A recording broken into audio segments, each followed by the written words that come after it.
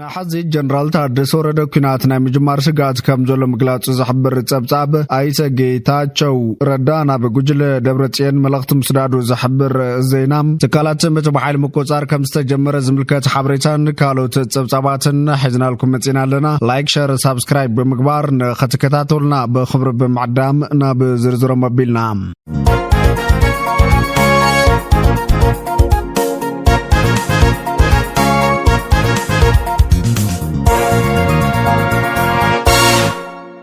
جنرال ታደሰ በመምላስ መዛብልት ዘሎ አንቅፋት ህወሓቱን ተሓታቲ ክብል ገሊጹም እቲ ፕሬዝዳንት ካብ ዓቕምናን ለዓል ብዝኾነ ነገር ናብ ኩናት ክናቱ ንኸሊና ፍሎጭልና ውን ኢሎም ካብ ፖለቲካውን ሰላማውን ቃልሲ ወጻኢ እናኣቶ ዝኾነ ዓይነት ክያዶ ተገዲድና እምበር ደሊና ከም ዘይኮንና ማሕበረሰብ ዓለም ክርድአልና ይግባእ ክብል ፕሬዝዳንት ጀነራል ታደሰ ወረደ ገሊጾሎም ፕሬዝዳንት ጀነራል ታደሰ ወረደ ነዚ ዝገለጸ ሎሚ 14 ሰነ 2017 ዓ.ም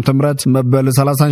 ዓመት መዓልቲ ስዋ ትግራይ ኣብ ከተማ ሓውዜን ባዝዩ ከብዝበለ ገባብ ኣብ ዝተዘከረሉዋን እዩ ኣብቲ ስነ ስርዓት ተረኺቡ መልእኽቲ ዘሕለፈ ፕሬዝዳንት ጀነራል ታደሰ ወረደ ሓሪ ህዝቢ ትግራይ ዝኾነ ሰላም ከይተሸራረፈ ክቕጽል ብትኹረት ከም ዝሰርሕ ብምግላጽ ኩናት ተገዲድና እምበር ፈቲና እናኣቶ ጉዳይ ከም ዘይኮነ ዛሪቦም ጅጋኑ ሰዋዕትና ካብ ሕሊናና ዘይጠፍእ ታሪኽ ዝሰርሑ ሃርበኛታትና እዮም ዝበለ ጀነራል ታደሰ ወረደ ከም ህዝቢ ውሕስትን ማዕበልትን ትግራይ ጋሃዲ ብምግባር ህያውነቶም ክነረጋግጽ ይግባይሉም ጀጋና ዝሓዝው ዕላማን ከዕወት መስዋዕቲ ከፊሎም እዮም ዝተረፍዕዮ ድማ ዓዳ ህልዋት ምዃኑ ተረዲና ክንሰርሕ ከም ዝግባእ እዩ ፕሬዝዳንት ጀነራል ታደሰ ወረደ ገሊጹ ዘሎም ዋል ፕሪቶሪያ ንኽፍጸም ፖለቲካውን ሰላማውን ቃልሲ ወሳኒ ከም ዝኾነ ዝሓበረ ፕሬዝዳንት ጀነራል ታደሰ ወረደ ተመዛበልትን ግዛታዊ ሓድነትን ትግራይ ኣብ ምምላስ ምስቲ ኣብ ፌደራል ዘሎ ትሑት ድሌት ኣብ ውሽጥና ዝተፈጠረ ፖለቲካዊ ዘይምርድዳእ ከይፍጸም ጠንቂ ከም ዝኾነ ገሊጹም እዚ ከምዚ ኢሉን ከሎ ጊዜያዊ ተሓባሪ ውድብ ዲሞክራሲያዊ ስምረት ትግራይ ስምረት ኣይተ ጌታቸው ረዳ ብምኽንያት መበል 37 ዓመት ዝኽሪ መዓልቲ ሰማዕታት ትግራይ መልእኽቲ መሓላሊፎም ሎሚ ሰነ 14 2017 ዓ.ም ኣብ ገጽ ማሕበራዊ ሚድኡ ክብርን መጎስን ሰማዕታትና ክብል ኣይተ ጌታቸው ረዳ ገሊጾሎም ኣይተ ጌታቸው ተዓይዙ ውድቀት ብስም ሰማዕታት ተወሳኺ መስዋዕት ኣብ ልዕሊ ህዝብና ከምጽኡ ሕርዲግ ንዝብሉ ድሑራት ክብል ጽሒፍ እዩ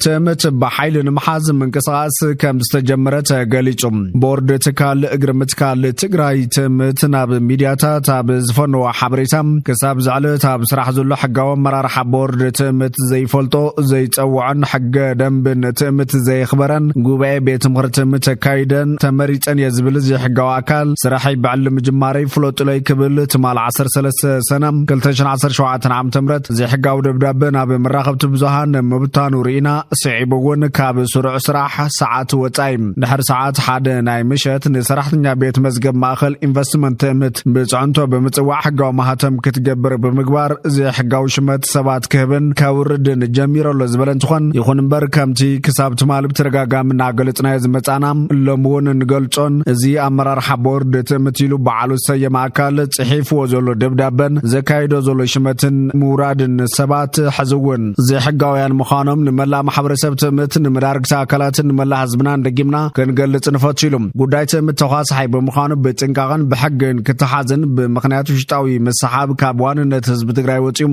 አቢድ ካሊ ከይወደቀን ብልዑል ሓላፍነትን መርድዳን ስግግር መሪሕነት ክግበርን ንምግባር መስጊዛው መምሕዳር ትግራይ ክንዘራረብ ኣብ ከይድና ሃለና እቲ ዝሕጋው አካል ናይ ዋና ፈጻሚ ስራሕቲ ትምት ክቢ ማህተም ተጠቂሙ ደብዳቤ መጽሓፉን ሰባት ምሻምን ሙራድን ዝሕጋው መንገዶ ጠናኺር قصيلو بفالكام እዚ ፍጹም ዝሕጋው ካይዳ ንትካላት ትምት ናብ ቁልውላው ዘውት ጥራይ ዘይኮነስ ምስ ባንክታትን ዝኣመሰሉ ትካላትን ዘለውን ርክብ ጠጠው ክብል ዝገብርን ከይድ ኸይዱ ፌደራል መንግስቲ ክእግደን በር ዝኸፍትን ሓደገኛ ስጉምቲ ስለዝኾነ ንብረት ህዝቢ ኣብ ዝኾና ትካላት ትምት ከጋጥም ብዝኽል ቁልውላው እግድን ካሊን ተሓታት እዚ ዝሕጋው አካል ምዃንን መላ ህዝቢ ትግራይ ንግዛው መምሕዳር ትግራይን ኣቐዲሙ የፍልጡ ኢሎም ስለዝኾነ ህዝባውያን ትካላት ትምት ናብ ሓደጋ ቅድሚ ምውዳቕን ኩሉ ዝምልከቶ ዝምልከት አካል ነቲ ሕጋውን ሓርገኛን ምንቅስቃስ ጠጠው ኣብ ምባል ብጽሒቱ ከፍጽም ህልዊ ሕጋው መራርሓ ቦርድ ትእምት ይጽውዕን የፍልጥን ዝበለት ቦርድ ኣመራርሓን ማሕበረሰብ ትእምትን መዳርግቲ አካላትን ካልኦት ዝምልከቶኩም ትካላትን እቲ ሕጋው አካል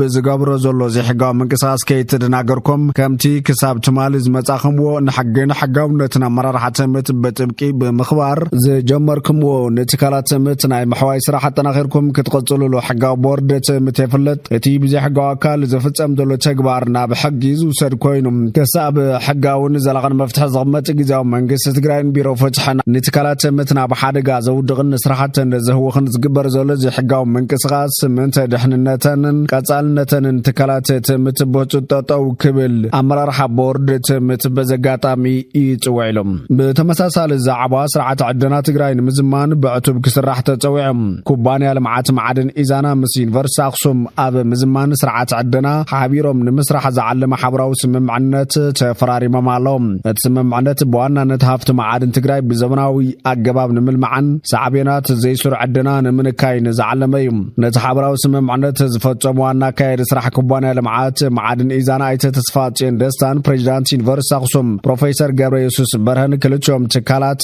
ኣብ ዘፈር ዕድና ትግራይ ርኡይ ለውጢ ንምምጻእ ብሓባር ከም ዝሰርሑ ኣረጋጊጾም ኣሎም እዚ ስምምዕነት ዩኒቨርሲቲ ኣክሱም ኣብ ዝኸፈቶ ክፍለ ትምህርቲ ስነ ዕድና ዘካይዶም ስራሕቲ መጽናዕትን ምርምርን ኣብ ልምዓት ማዕድን ብተግባር ዝሽረፈሉ ናብ ስራሕቲ ዕድና ዘጋጥሙ መሓንቆታት ድማ ቀንዲ ትኹረት ዓውደ መጽናዕቲ እቲ ዩኒቨርሲቲ ንኾኑ በር ዝኸፍት ከም ዝኾነ ፕሬዚዳንት እቲ ዩኒቨርሲቲ ፕሮፌሰር ገብረየሱስ ገሊጾም እዮም ዋና ካየዲ ስራሕ ኢዛና ኣይተ ተስፋጽዮን ደስታ በጎኖም ከም ህዝቢ ዘለና ሃፍቲ ማዕድን በአግባቡ ንምጥቃም ውሕሉል ስርዓት ዕድና ምትእታው ግዳስ ስለዝኾነ ምስ ላዕለዎት ትካላት ትምህርቲ ተዋዲድካ ምስራሕ ንጽባሕ ዘይበሃል ዕማም ምዃኑ ኣብሪሆም ኣሎም ብፍላይ ኣብ ዞባታት ማእኸልን ሰሜን ምዕራብን ትግራይ ዝርከብ ሰፊሕ ሃፍቲ ማዕድን ብዘይ ኣግባብ ከይባኽን መዳርግቲ አካላት ኣብ ዝዓሲሎም ሕብረተሰብ ማእኸል ዝገበሩ ፕሮጀክታት ብምቕራጽ ውሕስ ከይዲ ዕድና ንምትእታው ዓቕምታት ናይ ምሁላል ስራሕቲ ከናዲቱ ዝጸዊዖም ኩባንያ ልምዓት ማዕድን ኢዛና ዓቑር ሃፍቲ ማዕድን ትግራይ ብስፍሓትን ብዕምቆትን ንምጽናዕን ናይ ስነ ከባብያውያን ማሕበራውን ጽልዋታት